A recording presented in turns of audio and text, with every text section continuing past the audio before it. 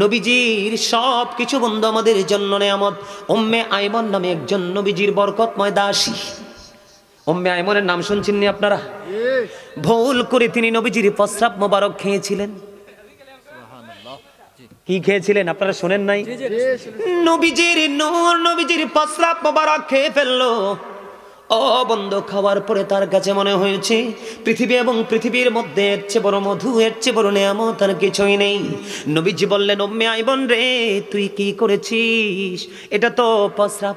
ইয়া রাসূলুল্লাহ, ইয়া হাবিবাল্লাহ, নবী গো, এটা আমার কাছে সবচেয়ে মধুময় মনে হয়েছে। আমার নবী বলেছেন, ও উম্মে আইমন, তুই তো একজন দাসী, তোর মর্যাদা বেড়ে গেল। আল্লাহর হাবিব তাকে পৃথিবীর বুকে নবীজির প্রস্রাব মোবারক খাওয়ার কারণে তাকে জান্নাতি বলে ঘোষণা দিয়ে গেছে। জোরে জোরে বলুন না সুবহানাল্লাহ। বন্ধুরে আমার দিকে তাকানো বন্ধু, উহুদের ময়দানে আব্দুল্লাহ ইবনে জাহাশের তরবারি ভেঙে গিয়েছিল। কি হয়ে গিয়েছিল? তরবারি মানে তলোয়ার ভেঙে গিয়েছিল। যুদ্ধ করার মতো তার কাছে কোনো অস্ত্র নেই। নবীজির কাছে চলে গেলেন, ইয়া রাসূলুল্লাহ, ইয়া হাবিবাল্লাহ, নবী গো, যুদ্ধের যে অস্ত্র আমার, সেটা তো তরবারিটা ভেঙে গেলেন। আমার নবীজি তার হাতে বন্ধু একটা খেজুরের ঢাল তুলে দিল। তাৎক্ষণিকভাবে তিনি দেখতে পেলেন ওই খেজুরের ঢালটা চকচকে তলোয়ার হয়ে গেছে। জোরে জোরে কন্যা সুবহানাল্লাহ। আর একটু মহব্বত করে বলুন না সুবহানাল্লাহ। বন্ধু, এমন নবী রে আমাদের নবী, প্রাণ উজাড় করে বন্ধু নবীকে ভালোবাসো। নবীকে যত বেশি ভালোবাসবা তোমার মর্যাদা তত বেশি আকাশচুম্বী হবে। নবীজিকে যত তুমি ছোট করবা তোমার আমল তত বেশি ধ্বংস হয়ে যাবে। কারণ আল্লাহ যা দিয়েছেন নবীর মাধ্যমে আমার আগে বন্ধু অত্যন্ত চমৎকার ভাবে বুঝিয়ে গেছেন মুফতি মাওলানা মোহাম্মদ আলী হুসাইন সাইফি সাহেব। 50 ওয়াক্ত নামাজ মুসা নবীর পরামর্শে 9 বার গিয়ে মাইনাস করেছেন। 5 ওয়াক্ত নামাজ তিনি বরাদ্দ দিলেন। আল্লাহ ডাক দিয়ে বললেন, হাবিব, আপনি আবদার করেছেন আপনার উম্মত এই কাজে কর্মের ফাঁকে তারা অলস হয়ে যাবে, দুর্বল হয়ে যাবে, ধীরে ধীরে এত আমল তারা করতে পারবে না। কিন্তু আমি আল্লাহর কথা তো 2 রকম হতে পারে না। আমি বলেছিলাম 50 ওয়াক্ত, আপনি আবদার করেছেন 5 ওয়াক্ত, বরাদ্দ দিলাম 5 ওয়াক্ত, কিন্তু হাকিকতে তারা আমল নামায় ঢুকবে 50 ওয়াক্তের সওয়াব। শুধুমাত্র আখিরে নবীর কারণে বন্ধু আমি আপনাদেরকে বলে দিতে চাই, একটা একটা করে এক্সাম্পল দিব খুব দ্রুত গতিতে, কারণ আমি স্টেজ অত্যন্ত পবিত্র একটা জায়গা, এখানে বসে এলোমেলো কথা বলার অভ্যাস আমার নাই। বন্ধু আমার দিকে তাকান, বিশ্বের অ্যাস্ট্রোনমারদের গবেষণায় উঠে এসেছে আকাশের মধ্যে 200 কোটি ছায়াপথ আছে। বুঝে নেবেন কিন্তু, আকাশের মধ্যে 200 কোটি ছায়াপথ আছে। প্রত্যেকটা ছায়াপথের মধ্যে 10,000 কোটি করে তারা আছে। এর মধ্যে একটা তারকার নাম হলো নিউট্রন স্টার। এই নিউট্রন স্টার তারাটার 1 চা চামচ পদার্থের ওজন হলো 1000 মিলিয়ন টন। এবার আমি আপনাদেরকে বলবো, একটা তারকার 1 চা চামচ পদার্থের ওজন যদি 1000 মিলিয়ন টন হয় বন্ধু, একটা তারকার ওজন কত বের করার মতো পণ্ডিত পৃথিবীতে কিয়ামত পর্যন্ত জন্ম হবে না। বলে হুজুর এখানে কেন নিয়ে আসলেন? এত ওজন যে আসমান ধারণ করতেছে কোনো খুঁটি নাই। জমিনের বুক ছেড়ে বন্ধু কত বিশাল বিশাল নদী প্রবাহিত, জমিনের মধ্যে বন্ধু কত বিশাল বড় বড় মেগা প্রজেক্ট অবকাঠামো, জমিনের বুকে কত বিশাল বড় বড় বৃক্ষ বন্ধু, কত ধরনের প্রাকৃতিক দুর্যোগ আসে কিন্তু বিল্ডিং ভাঙে না, গাছগুলো ভাঙে না যদি মালিক না চায়। ঠিক কিনা বলেন? কারণ মালিক যখন চাইবে কিছুই থাকবে না, কোন ফায়াকুন, ধ্বংস হয়ে যাবে বন্ধু। এখন বলো হুজুর এখানে আসার মানে কি? যে জমিন এত লোড সইতে পারে, কোরআন দিতে চাইলেন কোরআন নিলেন না। জমি আসমান এত লোড সহ্য করতে পারে, এত ক্ষমতা তার খুঁটি চারা, আসমানকে যখন কোরআন দিতে চাইলেন কোরআন নিলেন না। আপনার আমার প্রাণের নবীর কাছে কোরআন আসলো। নবীজি যখন মক্কায়, কোরআন মক্কায়, প্রত্যেকটা সূরার নাম মাক্কি। নবী যখন মদিনায়, প্রত্যেকটা সূরা বন্ধ হয়ে গেল মাদানী। তার মানে নবী যেখানে কোরআন সেখানে, নবী যেখানে কোরআন সেখানে মাক্কি এবং মাদানী। তাহলে এখান থেকে বোঝা যায় কোরআনটাও পাইছি সরাসরি নবীজির মাধ্যমে। তবে এখানে সবচেয়ে বড় রহস্যের জায়গা হলো বন্ধু, আপনি আমি তো দেখি দেখি পড়তে পারি আলহামদুলিল্লাহি রাব্বিল আলামিন আর রহমানির রহিম মালিকি ইয়াউমিদ্দিন ইয়্যাকা না'বুদু ওয়া ইয়্যাকা নাস্তাঈন اهدنا الصراط المستقيم صراط الذين أنعمت عليهم غير المغضوب عليهم ولا الضالين আমিন। এই যে আমি দেখে দেখে পড়লাম, একটা এক্সাম্পল স্বরূপ আপনাদেরকে বোঝালাম বন্ধু, বোঝার জন্য, কারণ আপনারা তো সাধারণ মানুষ, এই জন্য বলছি। এখন আপনি আমি যেই দেখে দেখে পড়ার সুবিধাটা পাইলাম কেমনে বন্ধু? অনেকেই বুঝতে পারে না, নবীজির জামানায় কোরআন লিখিত ছিল না, আবু বকরের জামানায় কোরআন লিখিত ছিল না, ওমরের জামানায় কোরআন লিখিত ছিল না, হযরত ওসমান রাদিয়াল্লাহু তাআলা আনহুর জামানায় এসে বন্ধু কোরআনটা লিখিত হয়েছে। তার মানে নবীজির কাছে কোরআন এসেছে ওহীর মাধ্যমে। তাহলে পাইছিও সব নবীর মাধ্যমে, আল্লাহ নিবেও সব নবীর মাধ্যমে, আপনার আবার ফয়সালাও হবে নবীজির মাধ্যমে। যেরকম না সুবহানাল্লাহ। এই জন্য বলি বন্ধু, আজকে কোরআন যদি না আসতো, বিজ্ঞান আসতো না। কথা কন না কেন? বিজ্ঞান যদি না আসতো, তাহলে এত আধুনিক প্রযুক্তি হাতের মুঠোয় পৃথিবী দেখতে পেতাম না। তাহলে এখান থেকে কি বোঝা যায়? বিজ্ঞানীদের বিজ্ঞানী অঙ্গ নবীজি, এমন গা দয়াল নবী খুঁজা হাইবানি, এমন গা দয়াল নবী আর হাইবানি। বিজ্ঞানীদের বিজ্ঞানী অঙ্গ নবীজি, বিজ্ঞানীরা রকের যোগে চাঁদের দেশে যায়, অঙ্গ নবী রকের ছাড়া মেরাজ শরীফ যায়। আরে আর কথা বুঝে না? আরে আইনো আখাইল্লা বাসায় কইতে আছি কি একখানা হাসি দনের লাইয়ান্নারা বুঝিয়ের ওমা হেতনে বুঝিয়ের। আলহামদুলিল্লাহ কন নামিয়ে বেশি বেশি মাঝে মাঝে একটু হাসবেন, হার্টটা ভালো থাকবে। আর সব সময় যদি হুতুম পেচার মতো এমনি থাকেন, স্পট ডেড, জাগাত নাই, কারণ হার্ট এটা ফেল হয়ে যাবে তো, ঠিক না? মানুষ মানুষের জন্য, আপনাকে তো বানাইছে আপনি দামি খাটে শুয়ে থাকার জন্য না। হ্যাঁ শুইবেন শোয়ার টাইমে, আড্ডার সময় আড্ডা দিতে হবে না কি? একজন দুঃখে পড়ছে, আপনি তার দুঃখটা হইলে নিবেন, নাইলে তার একটু ভাগ দিবে, বাইরে হইব না। আপনার ঘরে গোস্তের গাড়া নামিয়ে আশেপাশে যাওয়া যায় না, আরেকজনের ঘরে পান্তা পাতো নাই, তো আপনি তার ঘরে দিবেন না? বুঝালেই তো হইব। Islam is not only a religion but also complete code of life. আল্লাহু আকবার বলেন। আমি আপনাদেরকে একটু ফিলিংস দেওয়ার জন্য কথাগুলো বলেছি, মূলত এটি আমার মনের কথা নয়। আসলে গজলটা যেটা বলতে চেয়েছিলাম নোয়াখালীর ভাষায়, এটা গোটা পৃথিবীর মানুষের কাছে এতটা প্রিয় হয়েছে যে এই মাহফিলে যাই অন্য কোনো গজল গাওয়ার আবদার না থাকলেও এটা থাকে। আলহামদুলিল্লাহ কর না? ব্যতিক্রম ভাষা, ব্যতিক্রম কথা, ব্যতিক্রম সুর। আলহামদুলিল্লাহ বলেন। হ্যাঁ দেখছেন নি, এইরকম বিচক্ষণ মানুষ থাকলে ওয়াজ করতে মজা, আমি 5 ঘন্টা পার হয়ে যাবো, টেরো দবাইতাম না, ঠিক না? ঠিক। মজার লোক না থাকলে কি মজা আছে? নাই আছে? আমার 2টা স্বাস্থ্য ভাই বইছে রে, এই 2টা টুপি ছাড়া, একেবারে মন দিয়ে ওয়াজ শুনতে আছে। আমি কিন্তু শুরু থেকে দেখতেছি, মাঝে মাঝে একটু হাসিও দেয়। আলহামদুলিল্লাহ। আরো জোরে এইটার যেটা ছুটুটা এইটার বেশি মনোযোগ। আলহামদুলিল্লাহ কন। গজলটা কি গাইতাম? হ্যাঁ আপনারা 2 হাত তুলে কন, কে কে গজলটার পক্ষে আছেন? সোজা সোজা করে 2 হাত সোজা করে তুলতে হইব তো, একবারে এমনি এমনি লাড়া দেন, চাই কিছু আসেনি। আরে এত স্পিডে না তুমি, হাত নামান, হাত নামান, হাত নামান। আপনারা কথাগুলো শুধু একটু নজর দিবেন। বিজ্ঞানীদের বিজ্ঞানী অঙ্গ নবীজি, এমন গা দয়াল নবী আর হাইবানি, এমন গা দয়াল নবী খুঁজা হাইবানি। বিজ্ঞানীদের বিজ্ঞানী অঙ্গ নবীজি, বিজ্ঞানীরা রকের যোগে চাঁদের দেশে যায়, অঙ্গ নবী রকের ছাড়া মেরাজ শরীফ যায়। বিজ্ঞানীরা রকের যোগে চাঁদের দেশে যায়, অঙ্গ নবী রকের ছাড়া মেরাজ শরীফ যায়। আরে ওই যুগে কি রকেট বিমান এগুলো ছিল নি? বলো ওই যুগে কি রকেট বিমান এগুলো ছিল নি? বিজ্ঞানীদের বিজ্ঞানী অঙ্গ নবীজি, আবু বকর সিদ্দিকের সাপে কামড়াইছে, অঙ্গ নবীর থুথু দিওয়ালা হয়ে গেছে। আবু বকর সিদ্দিকের সাপে কামড়াইছে, অঙ্গ নবীর থুথু দিওয়ালা হয়ে গেছে। আরে সেই বালা কি এই যুগেতে, আরে সেই যুগে কি ওজা বৈদ্য এগুলো ছিল নি? বলো সেই যুগে কি ওজা বৈদ্য এগুলো ছিল নি? বিজ্ঞানীদের বিজ্ঞানী অঙ্গ নবীজি, আগের যুগের মানুষের অসুখ কম হইতো, অঙ্গ নবীর কাছে আইলে ভালা হয়ে যাইতো। আগের যুগের মানুষের সুখ কম হইতো, অঙ্গ নবীর কাছে আইলে ভালা হয়ে যাইতো।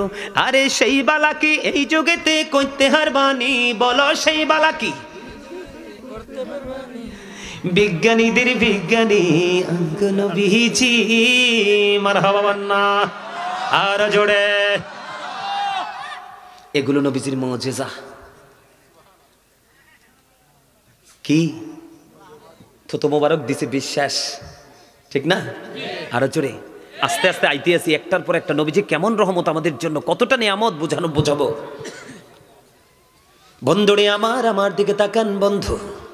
যুদ্ধের ময়দানে তরবারিটা ভেঙে গেল, নবীজি খেজুরের ঢাল হাতে তুলে দিতে দেরি, নবীজির হাতের পর্শে যুদ্ধের অস্ত্র আবার তলোয়ার তাৎক্ষণিক ভাবে হয়ে গেল। জোরে জোরে বলুন না সুবহানাল্লাহ, আর একটু মহব্বতে বলুন না সুবহানাল্লাহ।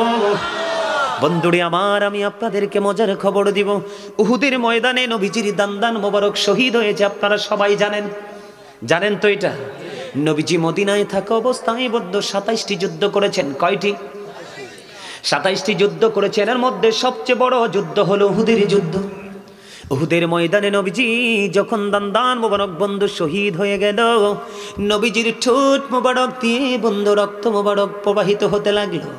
মালিক বিন সিনান দেখে সহ্য করতে পারলো না, দৌড়ে চলে গেল রে প্রাণের নবীজির কাছে বন্ধু। এবার নবীজির কাছে যাওয়ার পরে নবীজির রক্ত মোবারক বন্ধু চষতে শুরু করলেন। নবীজি বললেন, রে মালিক বিন সিনান, রক্তগুলো চষো না, রক্তগুলো উহুদের জমিনে ফেলে দাও। এই কথা বলার পরে মালিক বিন সিনান একটা ডাক দিয়ে বললেন, ইয়া রাসূলুল্লাহ, ইয়া হাবিবাল্লাহ, নবী গো, ও প্রাণের নবী, আমি আমার আল্লাহর ইজ্জতের কসম করে বলছি গো নবী, আপনার একটা ফোঁটা রক্ত আমি উহুদের জমিনে পড়তে দিব না গো নবী, একটা ফোঁটা রক্ত আমি উহুদের জমিনে পড়তে দিব না। এই কথা বলে বলে বলে বলে বন্ধু তিনি নবীজির রহ মুবারক চষতে থাকলেন। চষতে চষতে চষতে চষতে যখন নবীজির শেষ রক্তের ফোঁটা যখন চষা শেষ হয়ে গেল, আমার নবীজি গোটা পৃথিবীর উম্মত গুলোকে জানিয়ে দিল, তোমরা পৃথিবীর বুকে যদি কোনো জান্নাতি মানুষ দেখতে চাও, ওই মালিক বিন সিনানকে দেখে নাও। জোরে জোরে সুবহানাল্লাহ। বন্ধু ও মজিদপুরের আমার ভাই বাবারা, মা বোনেরা, যুবক বন্ধুরা, সবাইকে বলছি রে, নবীর সাথে প্রেমের ডোরে লাগাও। তোমার অন্তরে কোনো নোংরামি, কোনো হিংসা বিদ্বেষ থাকবে না, কারণ নবীর মধ্যেই রয়েছে সকল প্রেম। জোরে জোরে বলুন না সুবহানাল্লাহ। বন্ধুরে আমার, এখানে শুধু ক্ষান্ত নয়, আমি আপনাদেরকে বুঝাইতে চেয়েছি বন্ধু, আপনার আমার রক্ত খাওয়া হারাম। যদিও গরু আমাদের জন্য হালাল, মহিষ আমাদের জন্য হালাল, বকরি আমাদের জন্য হালাল, দুম্বা আমাদের জন্য হালাল, ভেড়া আমাদের জন্য হালাল, উট আমাদের জন্য হালাল, কিন্তু ওই হালাল প্রাণীর রক্ত এবং চামড়া কিন্তু আমাদের জন্য হালাল না। বন্ধু নবীজি কেমন রহমত প্রেম নিয়ে মালিক বিন সিনান রাদিয়াল্লাহু তাআলা আনহু নবীজি রক্ত মোবারক চুষে নিলেন। আর এই রক্ত মোবারক চুষার কারণে বন্ধু সে জান্নাতি। জোরে জোরে কন্যা বন্ধু সুবহানাল্লাহ। বন্ধুরে আবার হযরতে আবু হুরায়রা রাদিয়াল্লাহু তাআলা আনহু থেকে হাদিস খানা বর্ণিত, আমার দিকে তাকান। আবু হুরায়রা বললেন, আমি একেবারে কি হয়ে গেলাম, একেবারে দুস্থ হয়ে গেলাম, পেটের খিদায় আমি পাথরও বাঁধলাম না, কোনোভাবেই নিজেকে কন্ট্রোল করতে পারছি না, পেটে তো ক্ষুধা। আমি এক পর্যায়ে রাস্তার মধ্যে নেমে গেলাম, হাদিস শরীফের মধ্যে এসেছে, আমি রাস্তার মধ্যে নেমে গেলাম। রাস্তার মধ্যে নেমে যাওয়ার পরে আমি সাহায্যের জন্য রাস্তায় বসে গেলাম। ঠিক এই মুহূর্তে নবীজি আমাকে দেখতে পেলেন। দেখার পরে নবীজি বললেন, চলো আমার সঙ্গে চলো।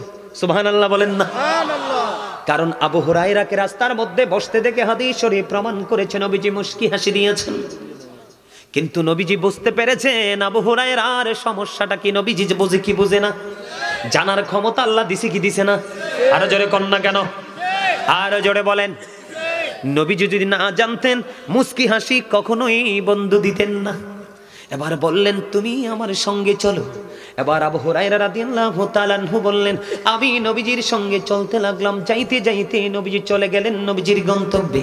গন্তব্যে যাওয়ার পরে নবীজি দেখতে পাইলেন সুন্দর একটা দুধের পেয়ালা। সুবহানাল্লাহ বলেন না।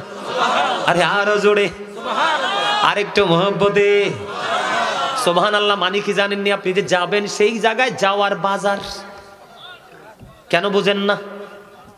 আপনি এ সাপ্তাহিক বাজার যারা করে, ব্যাগটা ভরে যদি আপনি বাজার আনতে পারেন, একটা সপ্তাহ নির্দ্বিধায় চলে যাবে। কোনো কারণে যদি ব্যাগটা হাফ হয়ে যায়, তাহলে বউ নাতি নাতকুরু নিয়ে একটা সপ্তাহ চলা সম্ভব না।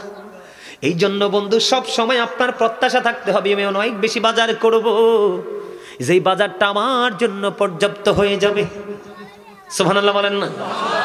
এবার নবীজি যখন গন্তব্যে চলে গেলেন, যাওয়ার পরে নবীজি প্রশ্ন করলেন, এই পিছনে যাও, তুমি পিছনে যাও, যাও ওটো, ওই যে ওখানে চলে যাও, যাও। দাদা আপনি সামনে আসেন। আপনারা যদি সামনে বসতেন ওরা কিন্তু সামনে বসার সুযোগটা পাইতো না। দাদা ভাই আসেন, আসেন সামনে, আসেন সামনে আসেন।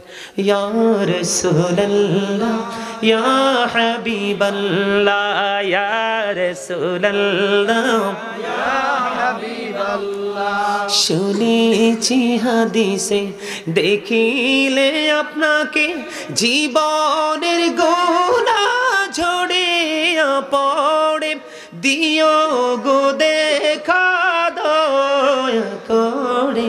ইয়া রাসূলুল্লাহ ইয়া হাবিবাল্লাহ ইয়া রাসূলুল্লাহ ইয়া হাবিবাল্লাহ ইয়া রাসূলুল্লাহ ইয়া হাবিবাল্লাহ। মুনকার নাকির আসিয়া সওয়াল করবেন বসাইয়া, নিবেন পর্দা দয়াল নবী উঠাইয়া, সালাম জানাবো কদম সুইয়া। ইয়া রাসূলুল্লাহ ইয়া হাবিবাল্লাহ ইয়া রাসূলুল্লাহ ইয়া হাবিবাল্লাহ, আসসালাতু ওয়াসসালামু আলাইকা ইয়া রাসূলুল্লাহ। জোরে জোরে বলুন আলহামদুলিল্লাহ। আমার কথাগুলো বন্ধু একটু মনটা দিয়ে শুনে, নবীজি কেমন রহমত আমাদের জন্য। এবার চলে গেলেন, যাওয়ার পরে নবীজি প্রশ্ন করলেন, যে প্রশ্ন করে বললেন এই দুধ থেকে আসলো ইয়া রাসূলুল্লাহ। ওনার ঘরের ভিতর থেকে বন্ধু খবর আসলো, নবী গো এই দুধটা হাদিয়ে এসেছে। কি এসেছে? দুধটা হাদিয়ে এসেছে আপনার জন্য। এবার নবীজি আবু হুরায়রাকে ডেকে ডেকে বললেন, এ আবু হুরায়রা সুফফাবাসীদেরকে ডেকে নিয়ে আসো। এবার আবু হুরায়রা মনে মনে চিন্তা করে, আমি পেটের খিদায় পাথর বাঁধলাম, সারলো না, আমি রাস্তায় বসে গেলাম, নবীজি দেখে আমাকে ডেকে নিয়ে আসলো, এসে দেখলাম একটা পেয়ালা দুধ। এবং আমার নবীজি বললেন আমি নাকি সুফফাবাসীদেরকে ডেকে নিয়ে আসবো। আমি এই দুধ কি, এই দুধ তো আমারই হবে না, সুফফাবাসীদেরকে কি খাওয়াবো? আবু হুরায়রা মনে মনে চিন্তা করতেছে, এই দুধ কাকে, আমারই তো হবে না, আমার পেটের খিদাই তো মিটবে না বন্ধু। ছোট্ট করে বলছি কারণ আমার অনেক আলোচনা বাকি রয়েছে বন্ধু। এবার কি করলেন, সুফফাবাসীদেরকে ডেকে নিয়ে আসলেন। নবীজি বললেন, আবু হুরায়রা একজন একজন করে তাদেরকে দুধটা খাওয়াও। বন্ধু যাকে দেয় রে এক পেয়ালা, মাত্র একটা পেয়ালা দুধ। কয় পেয়ালা? মাত্র একটা পেয়ালা দুধ। আপনারা কি পেয়ালা দেখেন নাই? বিশেষ করে আমার দাদা ভাইরা বেশি দেখেছেন। আমরা ছোট সময় দেখতাম যে নিচে দিয়ে একটা বোর্ডটার মতো, উপরটা একটু ছড়ানো, সুন্দর অত্যন্ত ডিজাইন করা, ঠিক না? এইরকম বন্ধু একটা পেয়ালা। এবার একজন একজন একজন একজন করে বন্ধু সবাইকে দুধ খাওয়ালেন। সবাই পরিতৃপ্ত হয়ে দুধ পান করে গেল বন্ধু। এবার আমার নবীজি ডাক দিয়ে বললেন, নবীজির পবিত্র হাত মোবারক দিয়ে তুলে দিলেন, রে আবু হুরায়রা নাও এবার তুমি দুধ পান করো। এবার আবু হুরায়রা রাদিয়াল্লাহু তাআলা আনহু দুধ পান করতে থাকলেন, পান করতে থাকলেন। নবীজি বললেন আরো পান করো, আরো পান করলেন, আরো পান করো, আরো পান করলেন। করতে করতে করতে করতে বন্ধু আর খাওয়ার মতো কোনো তার সাধ্য নেই, একেবারেই পরিতৃপ্ত হয়ে গেল। জোরে জোরে বলেন না সুবহানাল্লাহ। এখনো পর্যন্ত বন্ধু, এখনো পর্যন্ত পেয়ালার মধ্যে দুধ অবশিষ্ট রয়েছে। সেই নবীর উম্মত আমরা বন্ধু। নবীজি যেদিকে দৃষ্টি দিবেন সবটাই বন্ধু নেয়ামত। নবীজির প্রস্রাব মোবারক নেয়ামত, নবীজির থুতু মোবারক নেয়ামত। বলে হুজুর কেমন? বন্ধু হুদায়বিয়ার দিন, হুদায়বিয়ার কূপের সাথে নবীজি অবস্থান করছিলেন। 1400 সাহাবী ছিলেন। কতশো? 1400 সাহাবী ছিল বন্ধু। তারা সবাই মিলে কূপের পানি সবটা কি করেছে? তুলে ফেলেছে। আর পানি নাই। পানি ছাড়া কি মানুষ বাঁচে? একটা ফোঁটা পানি নাই বন্ধু। নবীজির কাছে খবর গেল। সাহাবীর সংখ্যা কতজন? কথা বলেন না কেন? 1400 সাহাবী। ও বন্ধু, কত প্রেমময় খবর দেখেন। এর মধ্যে পড়েছে একটা মানুষও অসুস্থ হলো না দীর্ঘ 2 বছর। আমি পার করে দিলাম 360 বা 65 দিনে 1 বছর, ঠিক কিনা বলেন? 300 কত? 600, সাইডে সাইডে কত? 720 দিন অথবা 730 দিন, 2 বছর। কয় বছর? 720 অথবা 730 দিন, 2টা বছর এই দেশের মধ্যে বিচরণ করলাম, একটা অসুস্থ মানুষ পেলাম না। সোজা চলে গেলেন আপনার আমার প্রাণের নবীর কাছে, ডেকে ডেকে বললেন, ইয়া রাসূলুল্লাহ, ইয়া হাবিবাল্লাহ, নবী গো। ও বন্ধু, তিনি বলতে চাইলেন, নবী আপনার দেশে কি গো? আপনার দেশে 2টা বছর আমি বিচরণ করলাম, একটা মানুষও আমি অসুস্থ পেলাম না। এই যে সুস্থ থাকার মানেটা কি? আমার নবী বলেছেন, আমার দেশের মানুষ সুস্থ থাকার মানে হলো তারা যখন অতিরিক্ত, যতক্ষণ পর্যন্ত পেটে বেশি খিদা না লাগবে তারা খাবার খাবে না। মনে রাখবেন কিন্তু। আবার যখন তারা খাবার নিয়ে বসবে, কি নিয়ে বসবে? যখন তারা খাবার নিয়ে বসবে, পেটটা ভরার আগেই তারা খাবার ছেড়ে উঠে যাবে। এই জন্য আমার দেশের মানুষ অসুস্থ হয় না। আওয়াজ তুলে কন্যা সুবহানাল্লাহ। হুজুর ব্যাখ্যা করে দেন, বুঝতে পারিনি গো বন্ধু। বোঝার কারণ মানিটা হলো কি? আল্লাহ রাসূল বলেছেন, তোমরা তোমাদের পেটটাকে 3 ভাগ করবা। কয় ভাগ? তোমরা তোমাদের পেটটাকে 3টা ভাগে ভাগ করবা। 3 ভাগে ভাগ করে একটা ভাগ তুমি খাবার দিয়ে ফিল আপ করে দিবা, আর একটা ভাগ তুমি পানি দিয়ে ভরাট করে দিবা, আর একটা ভাগ তুমি পুরো খালি রাখবা। তাহলে অসুখ তোমার কাছে আসতে বলে বলে আসবে, তুমি অসুস্থ হবা না। এখন আপনি এই পর্যন্ত বেয়ের বাড়িতে খাইছেন, একটু পরে বোনের বাড়িতে গিয়ে 7 আপ আরসি কোলা কি কি আছে সব খাইছেন, একটু পরে দোস্তর বাড়িতে গিয়ে চা কফি যা সমানে মারছেন, আবার ঘরে আসার পরে বিবিকে ধমক দিয়ে বলছেন, গতকালকে বাজার থেকে ফলগুলো নিয়ে আসলাম, দাও না কেন? খাইতে খাইতে খাইতে খাইতে বেলুনটাকে ফুলিয়ে ফেলেছেন, ভিতরে যে পার্টস গুলো আছে, পার্টস গুলো সেই লোডটা নিতে পারছে না। আস্তে আস্তে করে বন্ধু এগুলো অকিজো হয়ে যাচ্ছে, দুর্বল হয়ে যাচ্ছে। এই কারণে বন্ধু আপনি ঘন ঘন অসুস্থ হয়ে যান। সবচেয়ে বড় ভয়ঙ্কর তথ্য বন্ধু আজকে পেয়েছি ইন্টারন্যাশনাল মিডিয়া থেকে, বাংলাদেশের 36টা অ্যান্টিবায়োটিক কোনো কাজ করে না, মানুষের বডিতে গিয়ে টক্সিনকে মারতে পারে না। বলে হুজুর কেন গো? যখন আপনার অ্যান্টিবায়োটিকের প্রয়োজন নাই তখন আপনি অ্যান্টিবায়োটিক নিয়েছেন। এই করতে করতে শরীরের মধ্যে বন্ধু আল্লাহ রাব্বুল আলামিন কিছু অদ্ভুত কিছু জিনিস ঢুকিয়ে দিয়েছে, যা বডির মধ্যে যখন কোনো ভাইরাস বা টক্সিন ঢুকবে এটা অটোমেটিক্যালি আপনার বডির ভিতরে ধ্বংস করে দেবে। অনেক বেশি বন্ধু অ্যান্টিবায়োটিক সেবন করার কারণে আপনার বডি পর্যন্ত আপনি অকিজু করে দিয়েছেন। এই কারণে বাংলাদেশের মানুষের মৃত্যুর হার এবং অসুস্থতার হার সুস্থতার তুলনায় অনেক অনেক বেশি।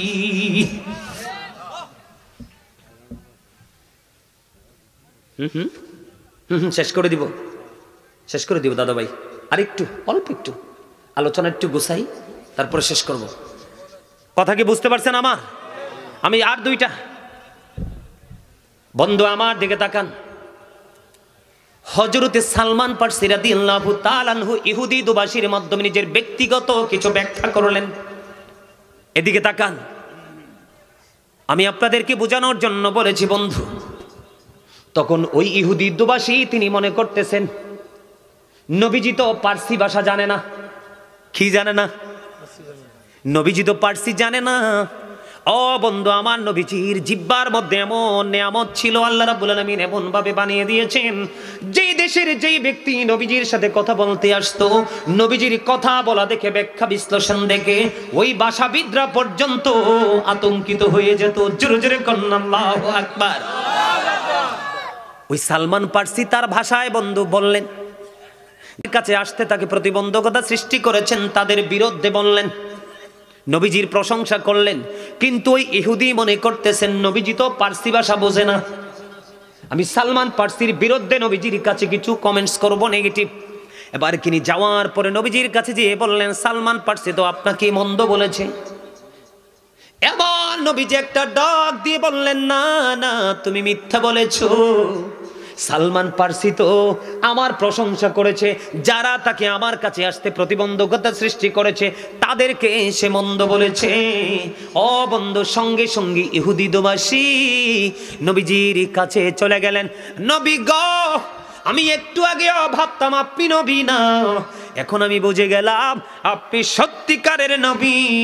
আমি সাক্ষ্য দিচ্ছি আল্লাহ ছাড়া কোনো মাবুদ নেই, আরো সাক্ষ্য দিচ্ছি আপনি হলেন আল্লাহর প্রিয় রাসূল।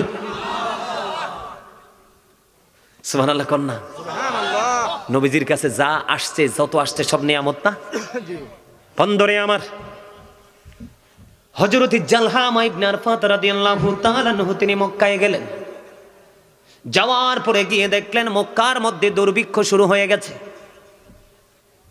তখন তিনি দৌড়ে চলে গেলেন আবু তালেবের কাছে, যাই বললেন, কোথায় গো আবু তালেব, বের হয়ে আসেন, মক্কার অবস্থা ভালো না। অনাবৃষ্টির কারণে মক্কার মানুষ মৃত্যু শয্যায়, পশু পাখি মৃত্যু শয্যায়, গাছপালা মৃত্যু শয্যায়।